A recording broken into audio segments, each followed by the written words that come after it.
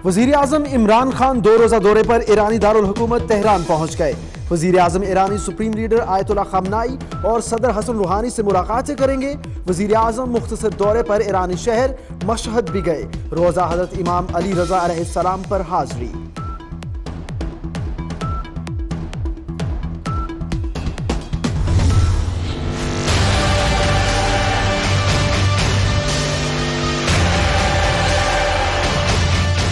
जिस तरह इस मुल्क को पिछले 10 साल में लूटा गया है, दुश्मन ना करे उस मुल्क से जो इन्होंने किया। अब ये देख रहे हैं तमाशा, बड़े बड़े डाकू पकड़े जा रहे हैं। ये पहली दफा पाकिस्तान में बड़े डाकुओं को हाथ पड़ रहा है, नहीं तो सिर्फ गरीब बेचारा आदमी जेल में जाता था। फजल रहमान ऐसा है, एक कोई खिलाड़ी जो होता था जो रोंदू टाइप होता था ना, जब से फजल रहमान की विकेट गिरी है इलेक्शन के अंदर, तब से वो इंतजार कर रहा है कि किसी तरह मैं खुद खेल रहा हूं, बाकियों को भी ना मैं खेलने दूं।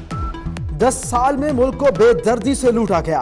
वजीर आजम इमरान खान का अपोजिशन पर वार, कहा दुश्मन भी वो काम ना करे जो माजी के हुक्मरानों ने मुल्क के साथ किया।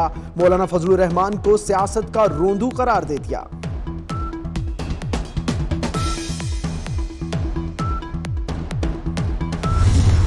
एक वजीर से वजारत छीनी, दूसरे वजीर को दी गई। इस बात पर मुत्तफिक है कि वजारत नाकाम हो गई। उसके पास वजारत दाखिला था और इसी नाकामी की लिस्ट में उसने अपनी वजारत दाखिला भी छोड़ दी। पर सरेआम एतराफ करो कि मैं नाकाम वजीर आजम हूँ। आज का ये इज्तिमा मुतालबा करता है कि इस नाकामी का एतराफ करते हुए इमरान खान भी मुस्ताफी हो। मौलाना फजलुर रहमान का वजीर आजम से इस्तीफे का मुतालिबा, कहा वजारतों में रद्दोबदल नाकामी के बाइस की गई। नाकाम इमरान खान को भी इस्तीफा देना चाहिए। मुल्क तबाही के दहाने पर खड़ा है, लेकिन सियासी पार्टियां किस हिकमत अमली के तहत खामोश हैं।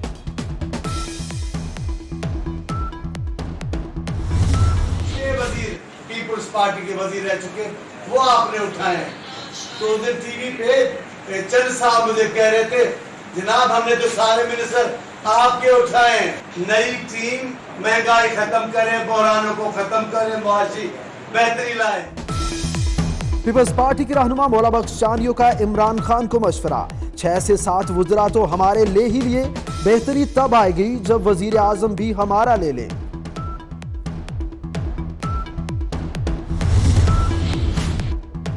कराची में तेहरे कतर की लर्ज़ाखेज वारदात, औरंगी टाउन गुलशन बहार के घर से मां और 2 बच्चों की लाशें बरामद। पुलिस के मुताबिक तीनों को तेज धार आले से कत्ल किया गया।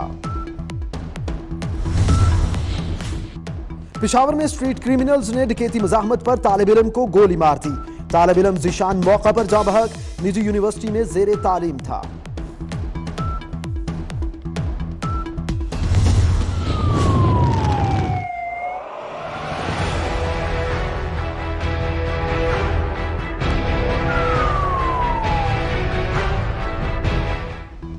श्रीलंका में ईस्टर पर दहशतगर्दों का वार, दारुल हुकूमत कोलंबो में यके बाद दीगरे 8 बम धमाके, 215 अफराद हलाक, 35 गैर मुल्की भी शामिल, 500 से ज्यादा जख्मी। दहशतगर्दों ने 3 गिरजाघरों और 4 होटल्स को निशाना बनाया। सिक्योरिटी फोर्सेज ने 7 मुश्तबा अफराद को भी गिरफ्तार कर लिया। दफ्तर खारिजा के मुताबिक 4 पाकिस्तानी भी जख्मी हुए, इब्तदाई तबी इमदाद के बाद अस्पताल से डिस्चार्ज।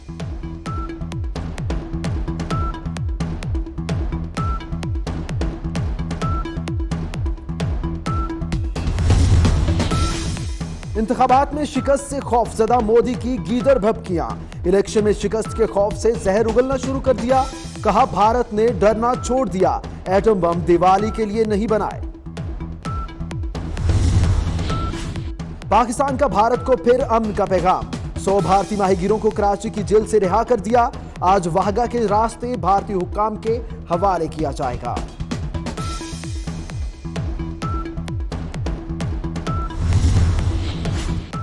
कौमी टीम का स्पिन हथियार शादाब खान हेपेटाइटिस का शिकार, मेडिकल रिपोर्ट में निशानदही। दौरा इंग्लैंड से बाहर, वर्ल्ड कप में भी शिरकत मशकूक। मुतबादिल के लिए यासिर शाह का नाम फाइनल। उधर कजाफ स्टेडियम में क्रिकेट टीम का तरबियती कैंप खत्म, शाहीनों की खूब प्रैक्टिस।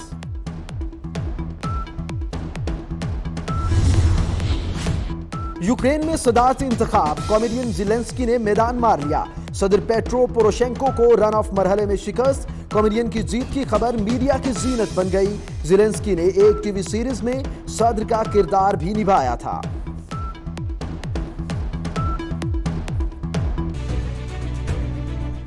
कॉलेज की स्टूडेंट थी। इसके भाई ने इसको महज इसके करैक्टर की शक की बुनियाद पर इसको कत्ल कर दिया। 2-4 बार सर उसके पीछे लड़के भी आए हैं सर। मैंने उसको कहा कि मैं तुमने कॉलेज नहीं जाना। अब उसने सर मेरे साथ बदतमीजी की है। बार बुआ खुलता है सर, मैं सर मारे आए थे, मैसेज चले गए। वहाब मुस्कान को ये कहता था कि तुमने कॉलेज नहीं जाना, क्योंकि उसको उसके किरदार पे शक था। जो दोनों मुजरमान हैं, हम इसमें कोशिश कर रहे हैं इनको ज़्यादा से ज़्यादा पनिशमेंट मिल सके। हमारे मुआशरे में न जाने कब तक हवा की बेटियों को जुल्म और ज्यादती का निशाना बनाया जाता रहेगा। न जाने कब तक उन्हें नाकर्दा गुनाहों की सजा दी जाती रहेगी और न जाने कब तक उनका अपने और गैर खून बहाते रहेंगे। कसूर में हवा की बेटी को कत्ल करने का एक दिल दहला देने वाला वाकया पेश आया। 11वीं जमात की तालिबा 19 साला मुस्कान, जिसे घर में गोली मारकर बेदर्दी से कत्ल कर दिया गया, लेकिन 4 माह तक ये कत्ल एक मुअम्मा बना रहा। आखिरकार कसूर पुलिस 4 माह बाद इस केस को हल करने में कामयाब हो गई, क्योंकि जुल्म और जुर्म कभी छुपता नहीं, एक न एक दिन हो जाता है बेनकाब। आज जुर्म बेनकाब में देखिए। मुस्कान कॉलेज की स्टूडेंट थी। इसके भाई ने इसको महज इसके करैक्टर की शक की बुनियाद पर इसको कत्ल कर दिया।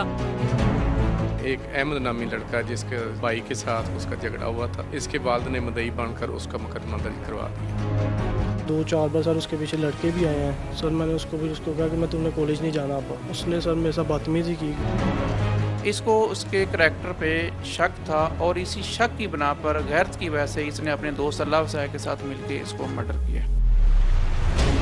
है बार बुआ खुलता है सर, मैं सर मारे आए थे, मैसेज चले गए। वहाब मुस्कान को ये कहता था कि तुमने कॉलेज नहीं जाना, क्योंकि उसको उसके किरदार पे शक था। जो दोनों मुजरमान हैं, हम इसमें कोशिश कर रहे हैं इनको ज़्यादा से ज़्यादा पनिशमेंट मिल सके।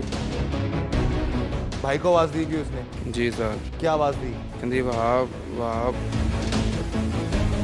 वाक़ियत की इंतहा देखिए, क्या वो मंजर होगा। यहाँ पर एक बहन जब कोई कातिल उसको मारने के लिए दाखिल होता है तो वो अपने भाई को बुला रही है, वहाब वहाब बचाओ वहाब। और वो ये नहीं जानती थी कि उसी दरवाजे की एक साइड पर उसका भाई ही खड़ा था जो उस कातिल को उसके पास भेजा था। घर के कमरे में पड़ी थी 19 साला मुस्कान की लाश। कातिल हो चुका था फरार। घर वालों ने लगाया मोहल्ले के एक लड़के पर उसके कत्ल का इल्जाम। लेकिन क्या थी मुस्कान को कत्ल करने की हकीकत और कौन था उसका कातिल? इस केस के मजीद हकायक जानने के लिए टीम जुर्म बेनकाब ने रुख किया कसूर का। ये मुस्कान कॉलेज की स्टूडेंट थी। इसके भाई ने इसको महज इसके करैक्टर की शक की बुनियाद पर इसको कत्ल कर दिया और इसके कत्ल के अंदर इसके भाई ने अपने एक दोस्त को भी साथ मुलव्वस किया। कत्ल करने के बाद इसके भाई ने एक ड्रामा रचाया कि जी इसके भाई की कुछ अरसा पहले एक शख्स के साथ इसकी लड़ाई झगड़ा चल रहा था, तो उस कत्ल करने के बाद उसको ऊपर कत्ल डाल दिया कि जी इसने मेरी बहन को कत्ल किया है।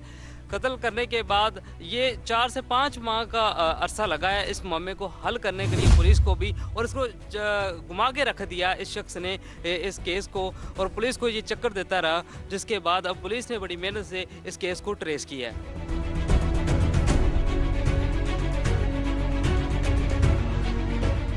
बिल्कुल सही है जी, ये सफाकियत की इंतहा है जी। महज गैरत के नाम पर शक की बुनियाद पर इस शख्स ने बड़ी बेरहमी से अपनी बहन को कत्ल कर दिया और अपने ही दुश्मन से।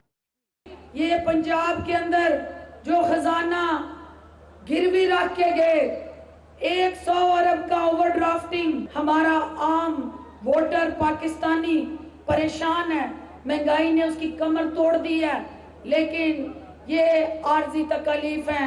इंशाल्लाह उम्मीद का चिराग रोशन रखें।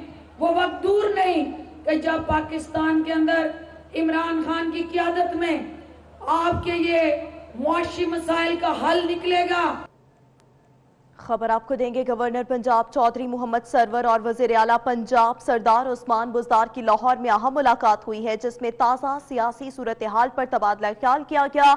गवर्नर पंजाब चौधरी सरवर ने अपने ट्वीट ट्विटर पैगाम में बताया कि वज़ीर आला पंजाब से होने वाली मुलाकात में पंजाब के अवाम के मसाइल और उनके हल के लिए तफसीली बातचीत हुई। तो आपको अपडेट करते चलें कि यहाँ मुलाकात हुई गवर्नर पंजाब चौधरी मोहम्मद सरवर और वज़ीर आला पंजाब सरदार उस्मान बुज़दार की लाहौर में यह अहम बैठक हुई, यहाँ मुलाकात हुई। इस मुलाकात में ताज़ा सियासी सूरत हाल पर गुफ्तगू की गई। गवर्नर पंजाब चौधरी मोहम्मद सरवर ने ट्विटर पैगाम में बताया है कि वज़ीर आला पंजाब से होने वाली इस मुलाकात में पंजाब के अवाम के मसाइल और उनके हल के लिए तफसीली तबादला ख्याल किया गया।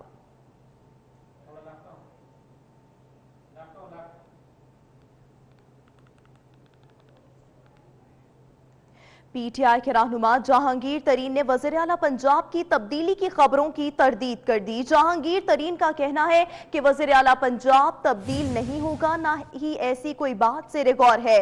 मुस्लिम लीग नून ऐसी अफवाहें फैला रही है। वो